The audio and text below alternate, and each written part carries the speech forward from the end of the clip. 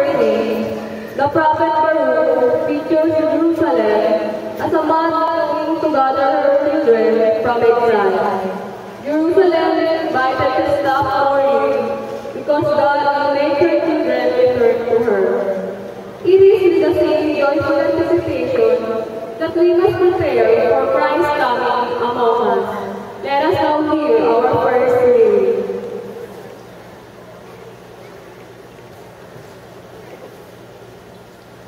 A reading from the book of the prophet Baruch.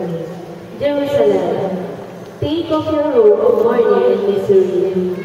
Put on the splendor of glory from God forever. Wrapped in a cloak of justice from God.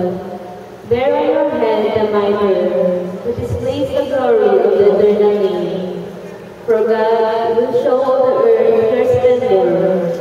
You will be named by God forever, the peace of justice, the glory of God's worship. Up, Jerusalem, stand upon the heights.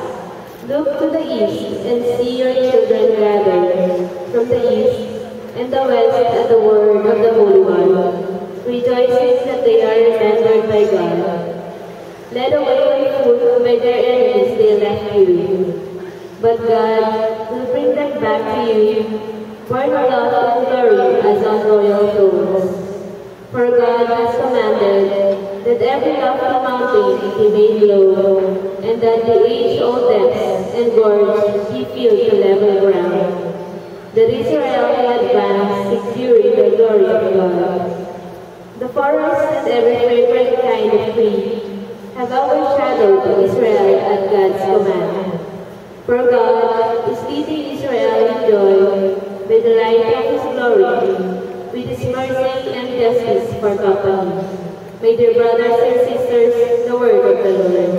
Thanks be to God.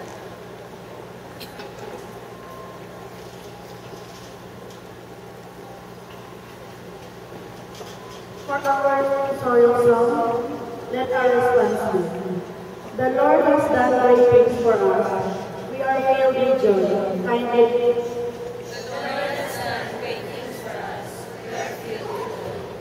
When the Lord brought back the captives to Zion, we were like men dreaming.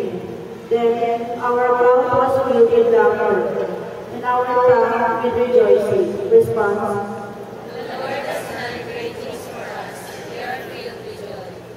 Then they said among the nations, the Lord has done great things for them. The Lord has done great things for us. We are glad indeed. Response. The Lord has done great things for us. We are filled with joy. Restore our fortunes, O Lord, like the torrents in the southern desert. Those who sow in tears shall reap rejoicing. Response. The Lord has done great things for us. We are filled with joy. Although they go forth weeping, carrying the seed to be sown, they shall come back rejoicing, carrying their sheaves. Response. The Lord has done great things for us. We are filled with joy. The Apostle Paul encourages the Christians of Philippi to be pure and blameless for the day of Christ. The Christian faith, giving joy and faithfulness, is the best preparation for Christ's coming. The second reading.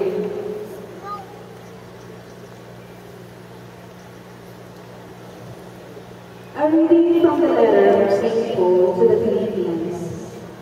Brothers and sisters, I pray always with joy in my every prayer for all of you, because of your partnership for the gospel from the first day until now.